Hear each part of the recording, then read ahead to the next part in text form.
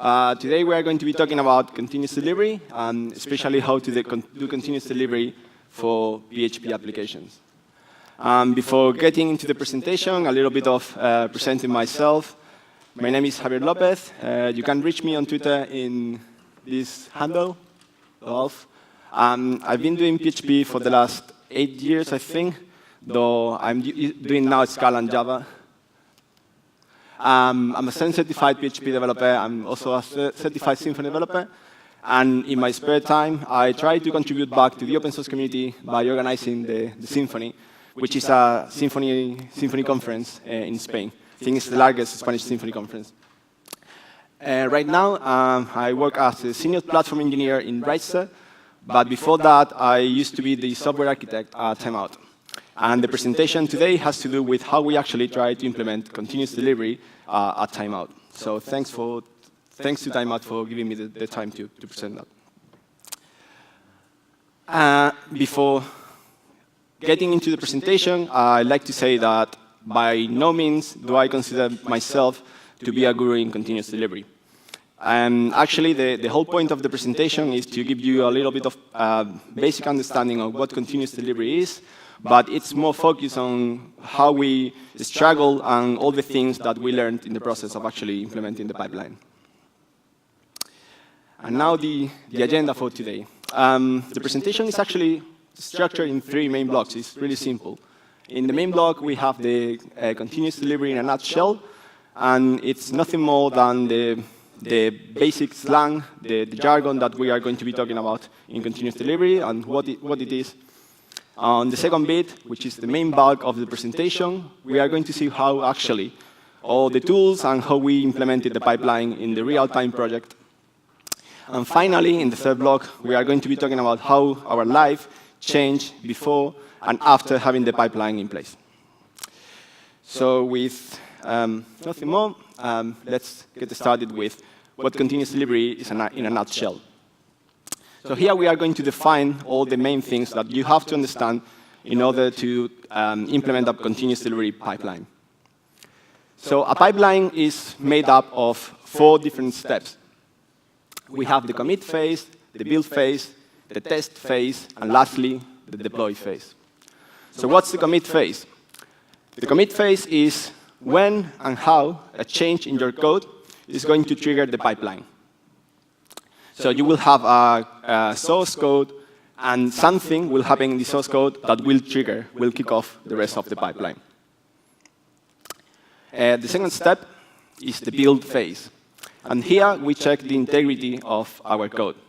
Usually the thing that you will be doing here is running PHP and PHP unit, generating assets, and the likes. And the important thing about the second phase is that at the end of here, you have to produce something called the artifact.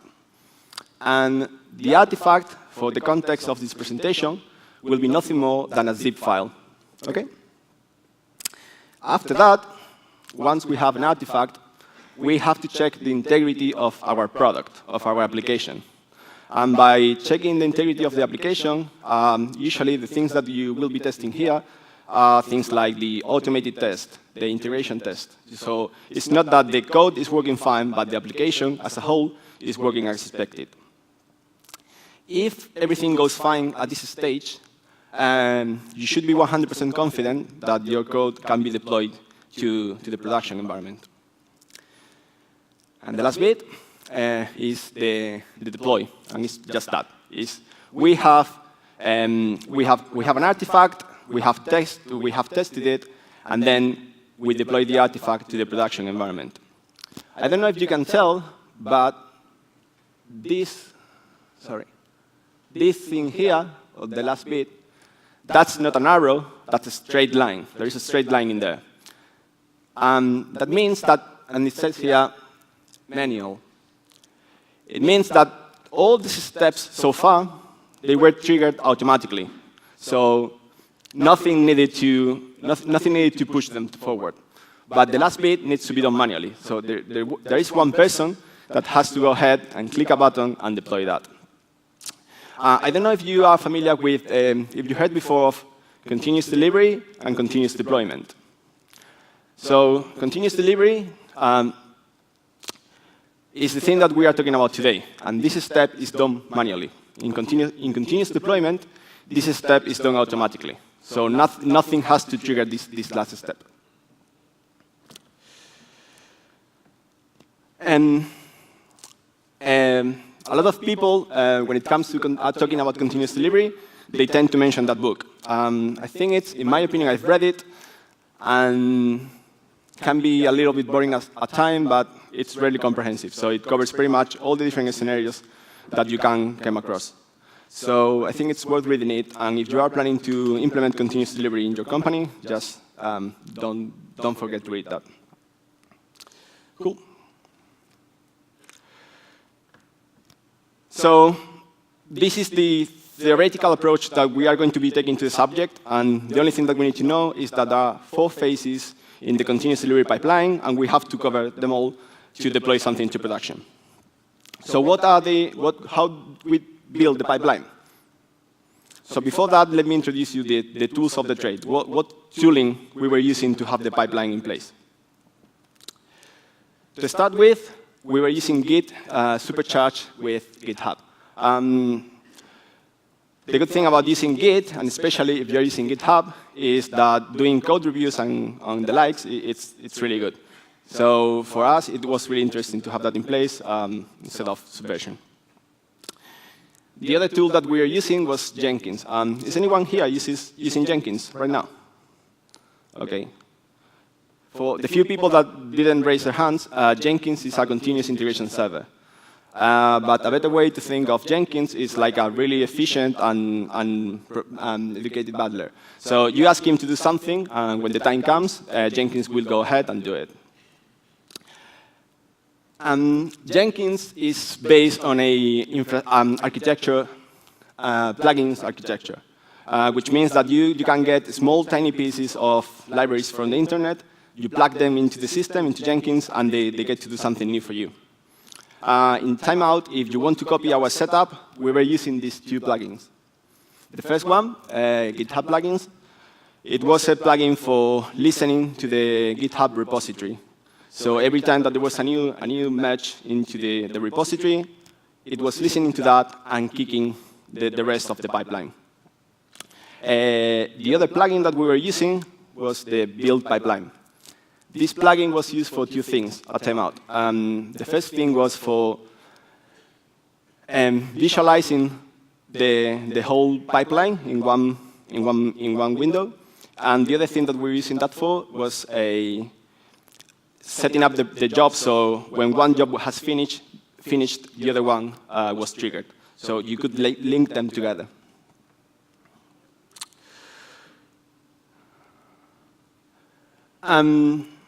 Ansible. Anyone here has heard Ansible before? Know what Ansible is?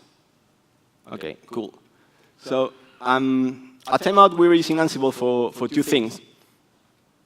The first one was for server provisioning. So we were using Ansible like you can use Chef, Puppet, or Salt, which is basically making sure that you have the right software in the right server. That's it, as simple as that. And also, we were using Ansible for deploying code to production. And in this case, we were using Ansible as a substitution of Capifony. I personally think that using Ansible for that is a little bit more simple than using Capifony, but I guess that at the end of the day, that's a matter of taste. Also, we were using some of the Amazon Web Services product. Especially, we were using S3. And we were using S3 as an artifact archive.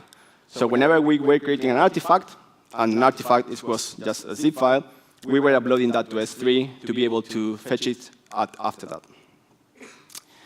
And the last thing I'm going to be talking about today is phing. Again, do you guys know what phing is? Or anyone using it? OK, cool, less hands. So phing is a task manager. And it basically, you can list a list of things that you want to do, and phing will go and do it. If you have heard of Ant, Ant is a Java project. Phing is just a port of Ant to the PHP world. Sometimes I get asked, what's the main difference between using phing, which is a task manager, and using Jenkins, which is a job server? Well, the main difference is that in Jenkins, sorry, the jobs are scheduled. Whereas in phing, you have something needs to trigger the phing task. So usually these two things work together. So you have, let's say that you want to do a backup of the database every single night. So you will have a job in Jenkins that is being triggered every night. And the list of things that need to be done will be usually written in a phing script. So connecting to the database, creating the binary, and uploading that to S3, for instance, that would be written down into a script in phing. OK? Cool. Any questions so far? Great. OK, so now that we have all the different tools in place that we are going to be using, and I said before what a pipeline is, let's see how actually we get all these tools and implemented the pipeline in timeout. So in the top right corner, you can see the 4 different phases I was talking before. So we have the commit phase, the build phase, the test phase, and the deploy phase. So in the commit phase, we are saying that something in our code repository needs to trigger the rest of the pipeline. So what's going on that? We have here the last commit in our master branch. So a developer starts working on a feature, and he branches off the master branch. He do his job, and when he'll reach a point when he's happy for that, he will create a pull request. The pull request can be either accepted or rejected, but let's be optimistic and say that this gets merged in the first go. After that, a new commit is added, and at this point, we were using Jenkins sorry, to be monitoring the GitHub repository. So it was Jenkins listening to that and kicking off the rest of the pipeline. Something that I'd like to point out is that our merging strategy was really simple. As you can see, the only thing that you have to do is to create a new branch and create a pull request to master. A lot of people nowadays is using Git flow or other more involved merging strategies. In my opinion, and personally speaking, I think that this adds a lot of hassle to the process, and it's usually adds a lot of bureaucracy. So I would recommend you to keep it simple. So the simpler, the better. OK, so once we have merged something into the master branch, we are going to kick off the other step, the build phase. Sorry. And in the build phase, I said before that the main outcome of this phase is generating the artifact. And for the context of this presentation, an artifact is a zip file. And the number of things that you will have to do in this build phase will vary depending on the nature of your project. So we were building a Symfony project, but you might be building a Drupal site or an e-commerce application using Magento or a blog in WordPress. So it may change a little bit. The one thing that you have to do, no matter what project you are working on, it's checking out the master branch. And we were generating a parameters.ini for each configuration, for each environment, sorry.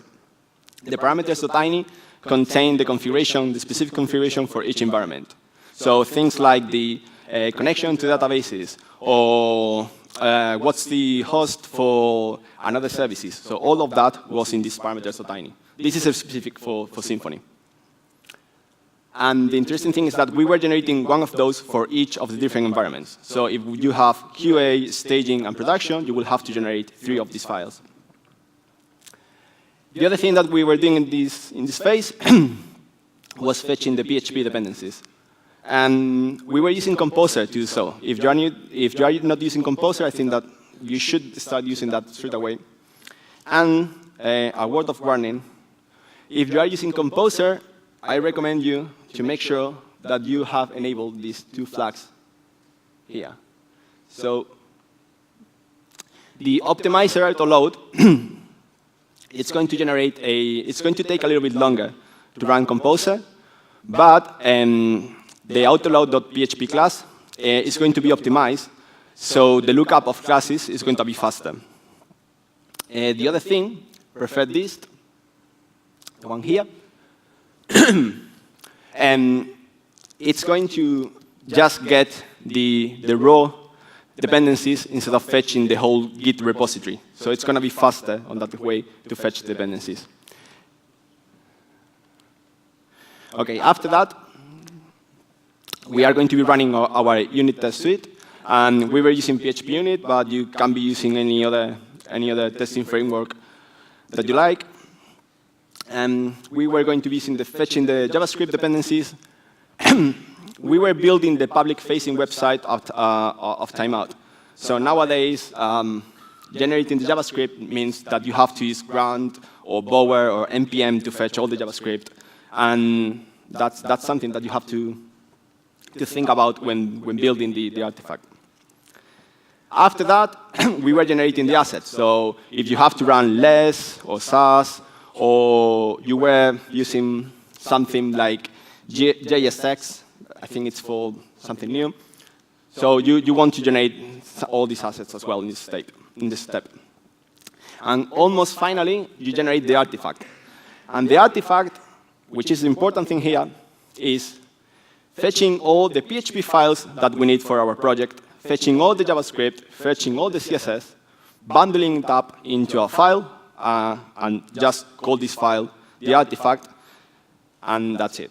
It's important that we want to keep the artifact as small as possible, because we will see later on that we will have to upload it to S3, and we have to download it from S3.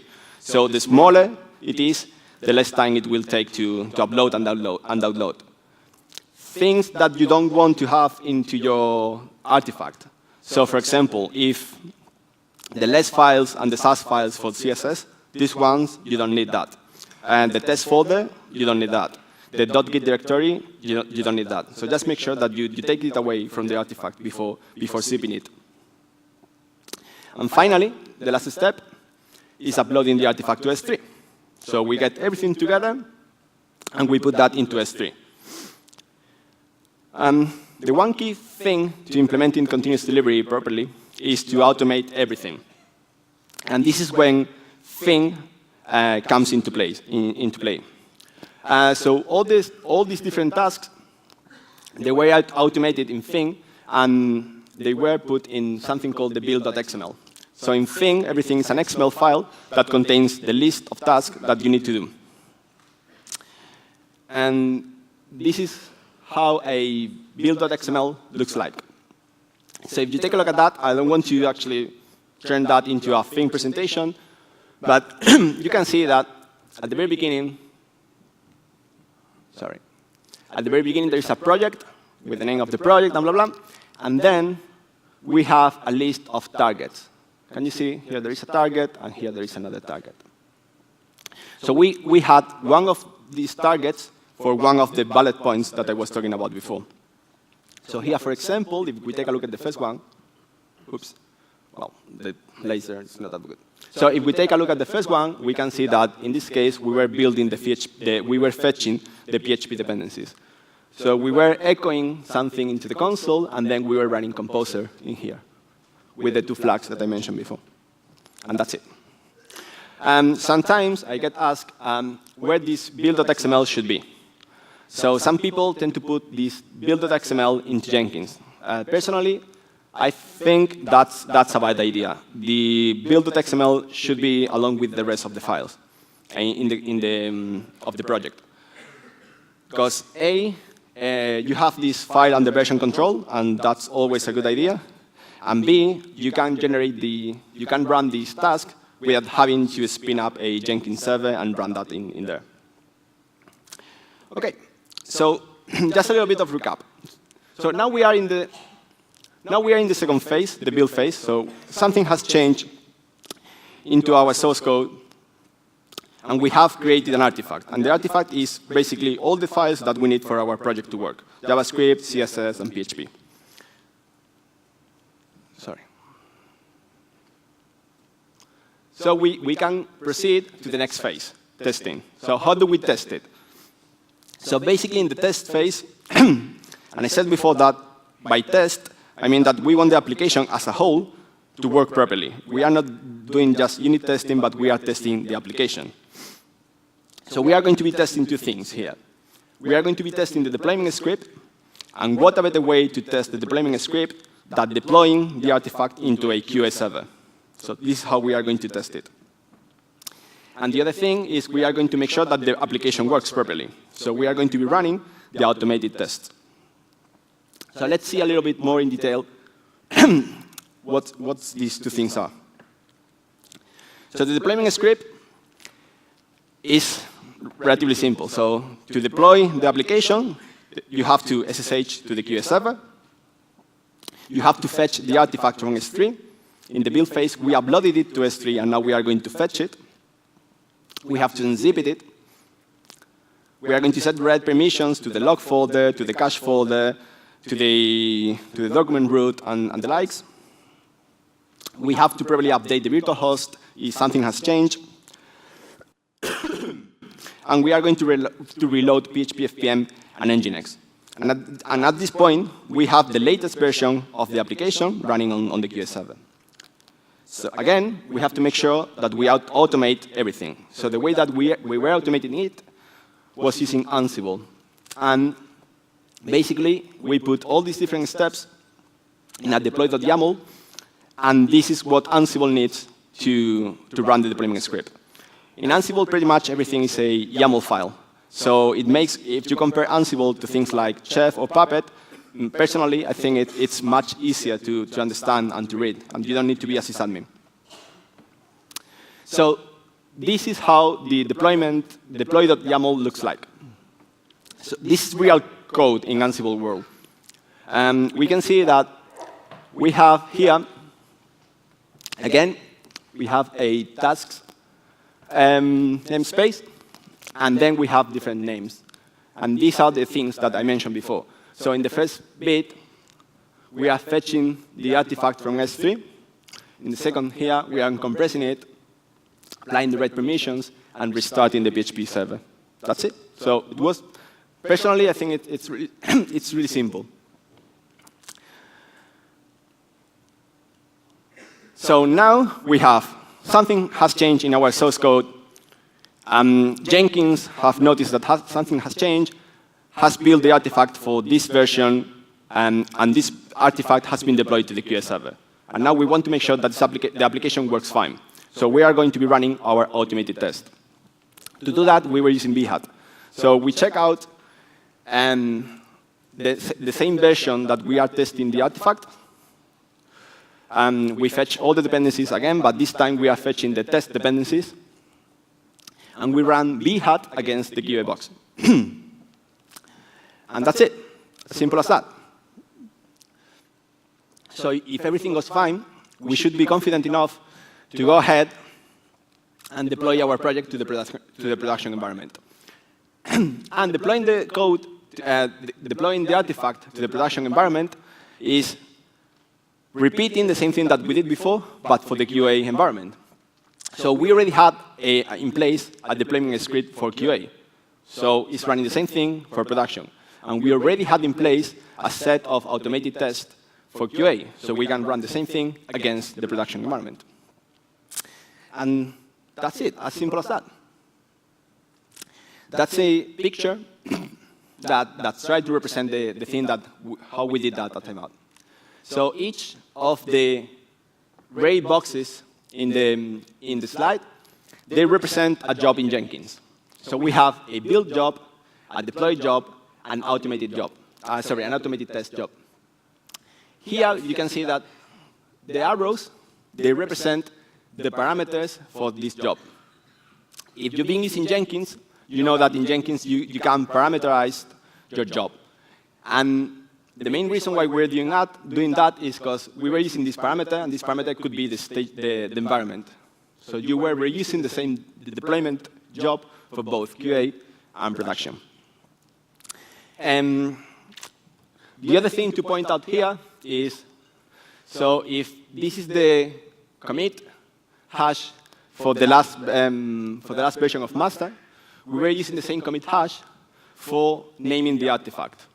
So this way, it was easy to keep track of this artifact is related to this specific commit in Git. And you might be wondering why not using a version number schema for versioning the application, something like 1.0, 1.1, 1. Whatever. So if you are embracing, or if you are planning to embracing continuous delivery, you might release to production every other day, if not every single day. So it just doesn't make any sense to come up with numbers, because after a few months, you come up with something like version 1.423, and this is useless for everyone. So why not just getting the number that Git produced for you automatically? So if all these steps were fine, we check the artifact as ready for production. And I mentioned in the beginning that the last bit, deploying to production, needs to be done manually by a person. So in here, what we had was someone, and at timeout it was someone from product, that was the person that has to trigger deploying this to production. So we were deploying this artifact to production, and after that, automatically, we were running the automated test for the production environment to make sure, like a sanity check, to make sure that everything was working fine. Obviously, the person that was hitting the button, he was a product manager, and he didn't have any technical skills whatsoever. So if you ask one of these persons to have such responsibility, they are going to freak out. And this is why we added this safety net. And the safety net was nothing more than a staging environment. So we added this staging environment. The product manager could try to deploy, could rehearse the deployment into the staging environment. He could do some sort of other checking in the staging environment if he wanted. And as long as he was happy with it, he was confident enough to go ahead and do the same thing, hitting the same button, but this time for the production environment. Another bits and bobs that related to building the pipeline. So what about timing? How much time was spent in each of the different phases of the pipeline? So roughly, building the artifact, which is fetching the dependencies, generating the JavaScript, and the likes, that was taking roughly 3 minutes. And I think that it shouldn't take more than that. 5 minutes tops, but nothing more than that. The deployment bit was roughly about 30 seconds, and the fetching the artifact from S3, I think it was the thing that was taking longer. The good thing about Ansible is that allows you to do deployments in parallel. I'm not sure if Capifony can do that, but Ansible can. So it doesn't matter whether you are deploying to one server or 10, it's going to take the same amount of time. And the last bit, running the automated test, it was taking 5 minutes. I have to say that when we were implementing the pipeline, it was still early days for the application. We were working in a greenfield project. So we didn't have a lot of coverage for the automated test. And this last step is probably the most likely step to grow in time. And that's very likely to take like 10, 20 minutes. Either way, if any of the steps grow a lot, you should be thinking about how to split that the way, so to make it parallel and make it take it short, because you want to have the whole process should be quick enough so you have a turnaround really fast. Visibility. The other important thing about the pipeline is that everyone should be aware of the status of the pipeline.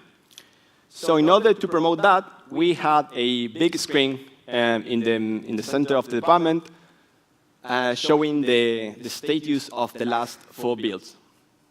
So here we can see all the different possibilities that the pipeline could be in. So in the bottom lane, we can see that something failed in the build phase, and these other 2 didn't run. In the second from the bottom, the build phase was fine, so the artifact was generated. But when we tried to deploy the artifact to the deployment state, to the QA server, something failed. In the second one, we can see that everything went fine. We managed to deploy the artifact to the QA box, but the application wasn't working. Probably the user wasn't able to log in, or the search bar wasn't working fine, or a link in the navigation bar was breaking. And finally, in the top, we can see that everything was fine, and the artifact was marked as ready for production. The interesting thing about that here is the pipeline is a living and breathing thing. So at any point, any change can break the whole thing. And the team as a whole needs to be careful about that. And as long as something breaks, they need to start working on fixing it. Probably you've heard of continuous integration before. So continuous integration is nothing more than just doing the same process up to here. So in continuous integration, you are doing the unit test and building the thing. So the first row represents continuous integration. If you go a little bit further, this is when you start doing continuous delivery. So you can think of continuous delivery as an improvement of a continuous integration. The other thing that you don't need to have, but it was really fun to have that, is we have a traffic light in the middle of the department showing the status of the last build. So if everything was fine, we have that flashing green. If something was in the middle of getting built, it was yellow, and if something went wrong, that was flashing red. And obviously, you don't need to have that, but I think it encourages engagement. If you are curious to know how we did that, I wasn't in charge of plugging this to the pipeline, but a friend of mine did, and he took the time to write an article on his blog. So just give it a read, and you'll be able to find out more. Cool. So the other thing, traceability. Traceability means that everyone should be able to know what version is deployed to which environment. If you think about that, any change in the source code potentially can deploy a new version on QA. And the product manager potentially can deploy to production or staging at will. So if there is not enough communication, QA and testers won't know what actually deployed to the QA server, or the product manager won't know what actually is staging and the likes. So there is a way to know how we can make sure that we know exactly what's in what machine. So the trick we came up with was having this special header here. So whatever request you were doing to the website, we have this x timeout v, and this x timeout v contained this. And this was the commit hash that was pointing to the artifact that was deployed. We could use the commit hash to actually see the change log for this specific version. So if you go to GitHub, and assuming that that's your company name, your application name, /commits, and you replace that for the commit hash that I showed before, you get that page. Well, that's for Symfony, but it could be any other project. And hopefully, if your developers are committing meaningful commits to the code, which is not something that always happens, you should be able to see here all the list of features and new things that has been fixed or improved or added to the application. Okay, cool. Rolling back. Obviously, we are living in a world where nothing is perfect, and we might deploy something to production, we realize that something is not working as expected, and then we want to roll back. Well, rolling back in this scenario was pretty much doing the same deployment again, but with the previous version that we had before. Even more, because usually when you get into continuous delivery, getting feedback for new code is so fast, most of the time you don't have to do rollback. You can wait an hour or a few minutes, wait for something to fix it, and instead of doing rolling back, you can roll forward, which is deploying the newest version that fixes it.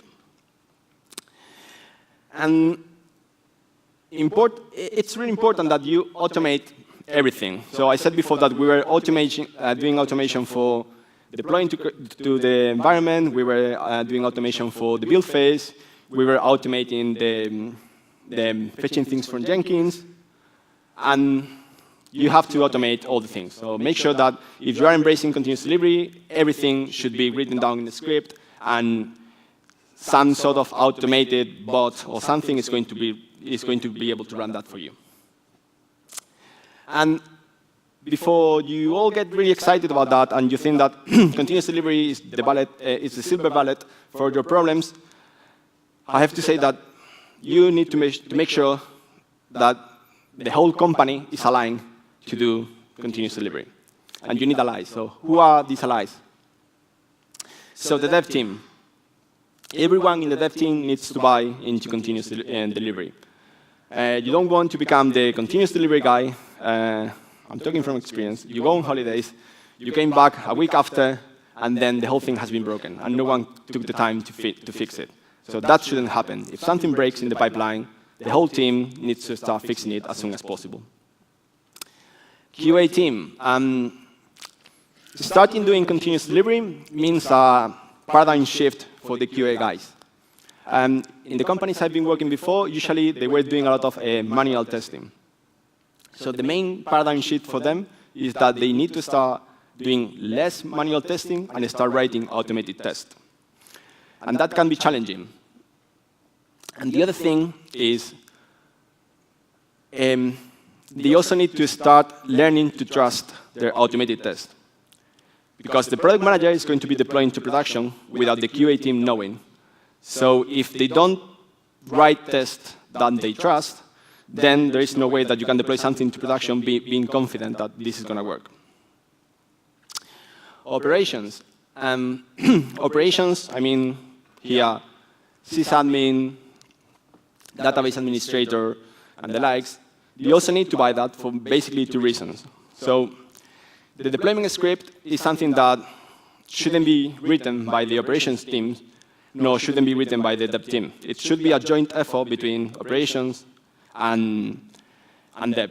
I don't know if you've been in Jeremy talk about DevOps for PHP developers before. Have you been in this talk before? Anyone? So this slide has to do a lot with that. So this slide is basically that doing continuous delivery means a change in how the company thinks about that, not only the dev team, but QA and operations. So product, and by product I mean product managers or product owners, they also need to know to change the way they think. Because they are going to be being the person clicking the button, deploying things to production, or deploying things to staging. Now they have this control to decide when and how they deploy things into production. So at the end of the day, it's going to be their responsibility. Although it's going to be a shared responsibility across all the members of the team. But they also need to be willing to do that. And of course, the top brass. And what I mean by the top brass here. So CTO, CEO, head of department. Because if you try to implement continuous delivery, this is not something that happens overnight. So it takes time, it takes a lot of effort. And if they don't support you, it's going to be hard. Because you are going to be working on something for a few weeks or months, and they are not going to see any added value to the project. In a timeout, we were really lucky, because it was actually the CTO promoting using continuous delivery. And thanks to him, we had the opportunity to do that. And that's it. So if you think of the big picture, it's not something really complicated or something really involved.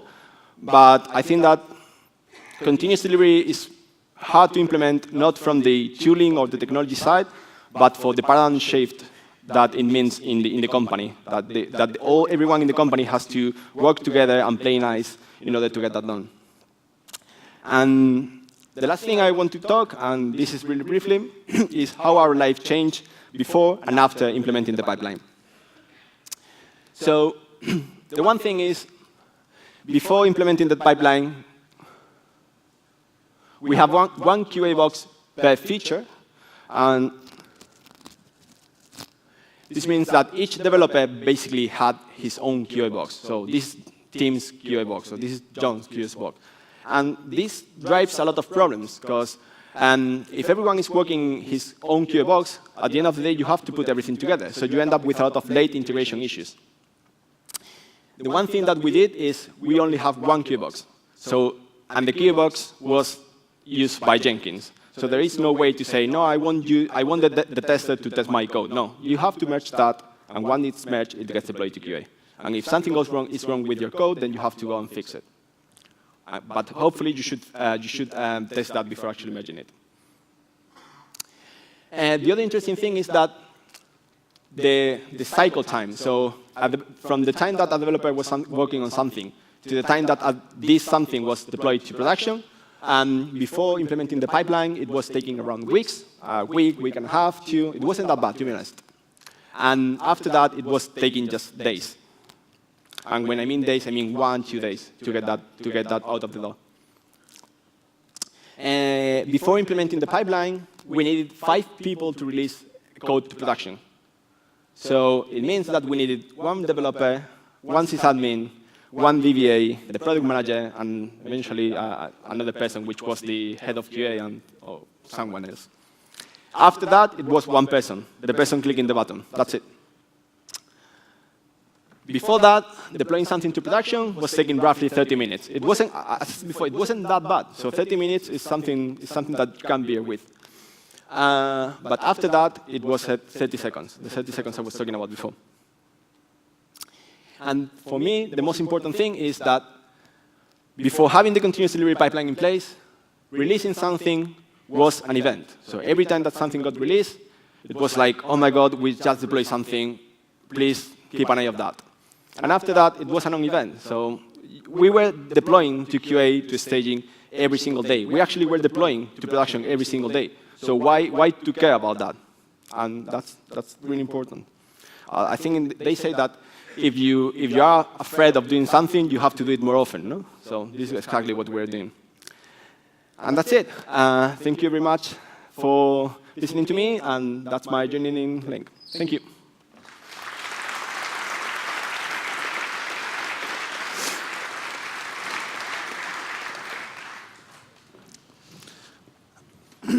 Okay, so we've got about 15 minutes for some questions. Hopefully we have some.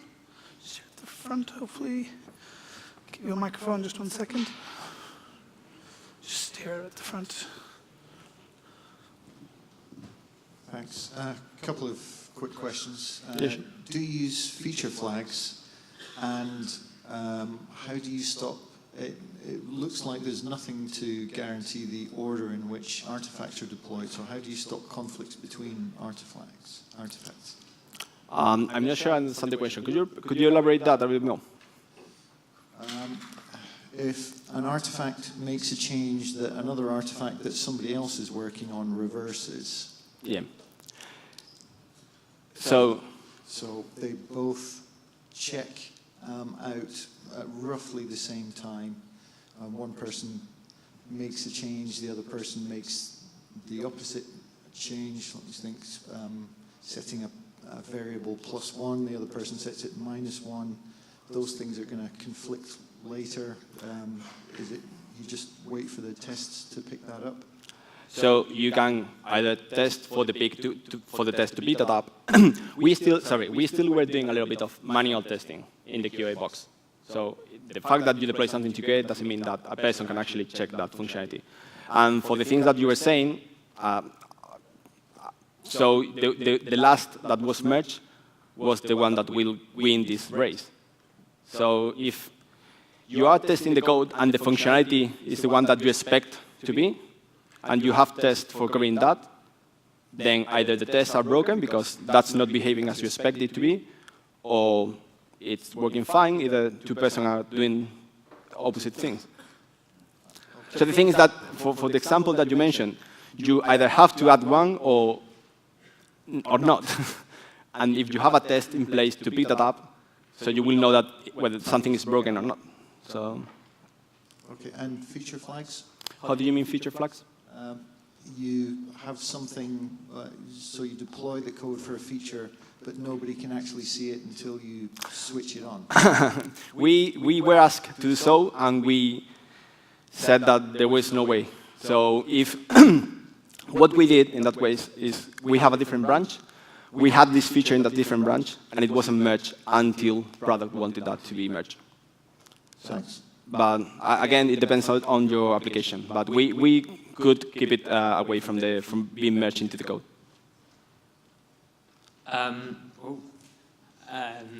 You said the QA people need to trust their tests. Yeah. What if, or how does it work with their tests when you create a new feature and then push that out? Are the QA team writing their tests in parallel before they see the feature? So the important thing here is that there is a paradigm shift. So the QA doesn't work in isolation of the development team. So they are working together. So usually when they pick a user story, developers and QA are going to be working on the same user story at the same time. So they are going to start writing the the feature files, and development is going to start working on that. So the developer will be testing their feature branch against the QA's tests? So they should try to merge two things at the same time. Okay, thanks. Sometimes it was also the developer writing the feature files at the same time. Did you ever try running the test on the pull request before the merge as a validation of the pull request itself? No, we weren't doing that, but that's a fair point.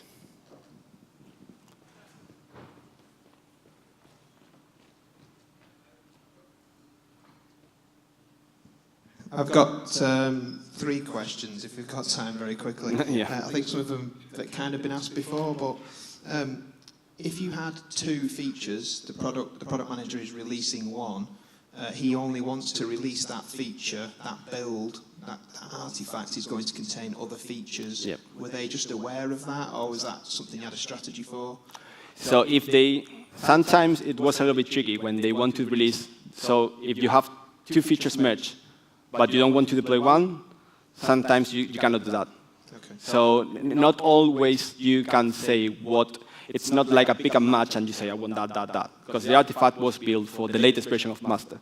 And if it contains the 2 features, then that's it. It was a product release rather than a feature release. Yeah. As such, yeah. And in a similar way, We try to do releases every time that something was finished in the sprint backlog. We were merging that into master, and that's it. So you were asking for that, so why not releasing that right now? In a very similar way, in part of your build process, it pulls in composer dependencies. Those composer dependencies could introduce new features. Those wouldn't show up on your commit history. Did you have a strategy for that? I'm not sure I understand the question. Sorry. So if you were dependent on a module, that composer module may pull in another feature that could affect something on your site. If you were using semantic versioning, the tilde operator, the caret operator, you wouldn't know that had been committed. It would just appear in the artifact. Yep. And your commit history wouldn't show any change. So you could be deploying new features, new things, without you actually knowing whether they're there. You have to change composer.json, no? If you're using a semantic versioning, get me the net up to the next release, then you could be pulling all kinds of things in. I mean, if something's correctly following semantic version, it shouldn't make any difference. But you still need to change the composer.log for that? The composer lock, yeah, I guess, yeah. So that there is a merge then. So you might see a change in the composer lock, but you might not necessarily know on that yet. But at least there is an explicit change that tells you that something is different. The last question, very quickly, I promise. Yeah, sure. Did you have different tests, automated tests for your production environment as you did for your QA environment? Yep. Or were you creating customers, users, posts and things in your production environment? Were you cleaning them up afterwards? So the one thing that we were doing is every time that we created a new version of the QA environment, so every time that we deploy something to QA, they were spinning up a new box on QA, a brand fresh new box with a new copy of the database and a new fresh version of the server. So it was as clean as possible. So you said you ran automated tests in production as well? Yeah, but sorry, that's a fair point. Not at once. We were skipping the one that we needed to generate. So you did have a subset of tests? Yes. For the production. Okay, thank you.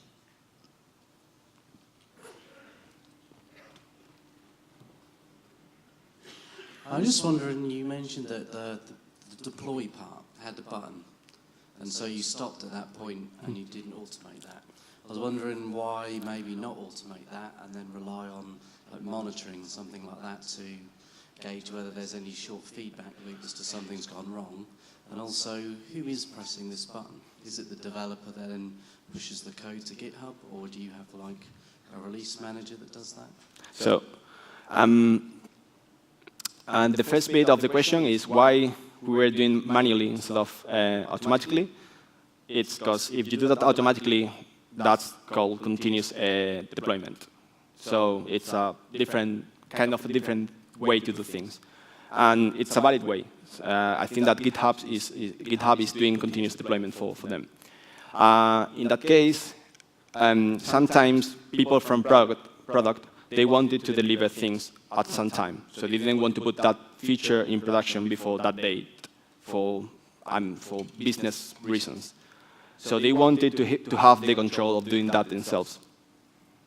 So I think that that's a valid point. Maybe you don't want things to go out of the door as soon as they're done, but you want something to be controlling when this is actually deployed. At the end of the day, I think it depends on your business and how happy they feel with you deploying things automatically. In that case, they weren't that happy, so we were doing that manually. And the last bit of the question is, it was something from product. It was a product manager deciding when an artifact was deployed into the production environment. You don't have someone sitting there at 2 in the morning when that has to be pressed then. Sorry, say again? You don't have someone waiting. It doesn't have to go live at like 2 in the morning and someone has to sit there and wait up and go, I've got to wait till 2 before I press that button. We didn't have the need to deploy anything at 2 p.m. Hopefully. Cool. Hi. In one of the slides you mentioned generating a parameters.ini file, which was the configuration for the environment, is that right? Yeah, that's correct. So obviously you don't want to keep that stuff in version control. How do you go about sort of collecting and generating that configuration? Like it's got to be stored somewhere in order to automate the process, presumably? Yeah. So we have a template for the parameters.ini, and we were filling in the template for the different things for QA, environment, and staging. So when you are doing continuous deployment or continuous delivery,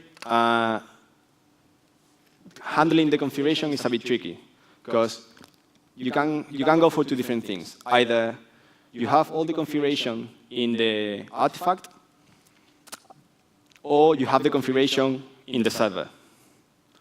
So let's say that your application needs to connect to the database. So where do you keep the username and the password for connecting to the database?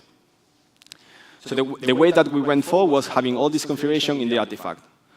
Why? Because we wanted to have the same artifact for all the different environments. We didn't have to change that whatsoever. So if something went wrong, we could keep track of that and see, okay, this is trying to connect to this database with these credentials.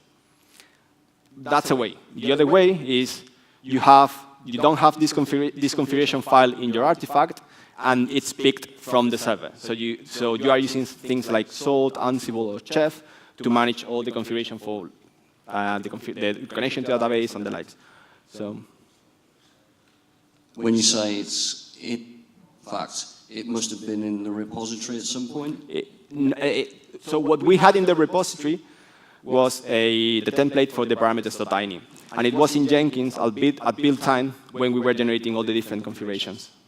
So it's on all your configuration is on the Jenkins server, yep. and it gets pushed together when you deploy. Correct. Thank you. You're welcome. Hi. By the way, very good talk. Thank you. Just have a quick question, 2 quick questions, and they are related. You said that whenever you deploy to a QA, you are speeding up a new instance of your box, right? So I have 2 questions. The first one, which strategy do you use for deploying new box? Do you use images, or do you provision the box on the fly? We were using Ansible as well to do so. So we have an Ansible template, and it was generating the QA, all the things for the QA environment. Okay, and my second question is, it's about the database. Where do you get the database from? By the way, I'm here. Sorry, I was looking there. So where do you get the database from? Do you have like a repository of latest production database, or? So there was a Jenkins job, and at midnight every day, it was getting the latest version, the latest copy of the production database. We were storing that somewhere else. I'm not sure about that because it was operations doing that. And we were using this binary to populate the database for the QA server. Thank you. Hi. When you talk about the version being the Git commit hash, yeah. How does that play with something like semantic versioning? Do you still use tags and? So, no, we weren't using our project as a dependency for any other project. So we didn't have this need to say, there is nothing consuming our application as a dependency. So there is no point of using that as having a versioning, a semantic versioning in place. Sure. But what if you've got a system where, say, marketing want to say, this is version 2, this is version 3, do you just let them get on with it and decide what's in each version? I guess that we were happy because no one was actually asking for that. But the other thing that you can do is you can get the build number for Jenkins. So you know that when you are building jobs in Jenkins, you have job number 1, so that it's 1, 2, 3, 4, 5. So you could use that number. And actually what you could do is that number hyphen, and then the git commit. So you have some sort of like version number in it, if it's needed because of business needs. Cheers. Hello. So you said that you introduced automated test scripts during this process. And I was just wondering how you did that. Did your test team already have the skills, or did you have to employ new people? Or? It was a mix of both. At the time, the QA team was growing, and the people in the team was looking forward learning Behat, and the new people that we were hiring, they were actually, they had these skills. Also, someone from the dev team was actually introducing Behat to the QA team. So again, everyone needs to gather around and try to push forward. It's not something that one person can do. Yeah. How long did it take to do the scripts for your whole site? I think so it was a brand new project, that said. So it was relatively short at the time. I think that we were implementing continuous delivery. It took us like 4 or 5 months. So in the meantime, we were writing automated tests and automating the deployment scripts and the like. So yeah, 3 or 4 months. But it depends on the skills of your team. So if they have a lot of expertise in Behat, it might be less. So you said that your production database credentials are stored in the artifact, which is outsourced to other hosting company like Jenkins. So that's why you S3. Second? It was in Jenkins, but Jenkins was running in our infrastructure. So it's your self-hosted infrastructure, okay. Okay, I have a question. You use feature branches. Is there any good reason to not just commit to the master and not from there? Because if you commit to the master, then you don't go to the pull request process. So you don't have a peer review. And sometimes you might want to change something before it gets merged. So I think it's still a good thing to have some sort of bureaucracy. Even you have to try to keep it simple, but having a pull request before the code gets merged into master, there is another person that gives him approval. I think it's a good thing. Obviously, if you're working by your own, you are the only person in the team. So to start with, it doesn't make sense to have all that in place. So. Yeah, I was just wondering whether if a feature gets merged in and Jenkins gets busy with all his stuff, and say a minute later another feature gets merged in, does it just get tangled up, or is there something to kind of deal with that? Yeah, and if you think about that, that's a good thing. Because this means that you need to fix it. Because you have the urge, you have the need to fix it as soon as possible. Otherwise, people, at the point that something breaks, the whole team should stop doing whatever they are doing, and they start fixing it. So they shouldn't be like, no, I'm working on my stuff. I don't care about that. I'm going to carry on working. So I know that you might think that, well, you are going to start piling up broken stuff. But the whole thing is that you should start fixing that as soon as possible. So that can be a good thing if you think about that. Does it answer the question? Or I'm not saying that you necessarily agree with me. You don't have to. No, I think I maybe asked the question wrong, but I was thinking more about the pipeline. So if the pipeline fires up at now, because someone's just merged in a feature, and then before it's finished, someone else merges in a feature, does the pipeline cope, or does it just kind of get in a mess? In Jenkins, you can run more than one job in parallel. And because we were spinning up a new box every time that we were deploying to QA, we actually effectively were deploying 2 different boxes. So we had one QA box for this commit hash, another QA box for that commit hash, and so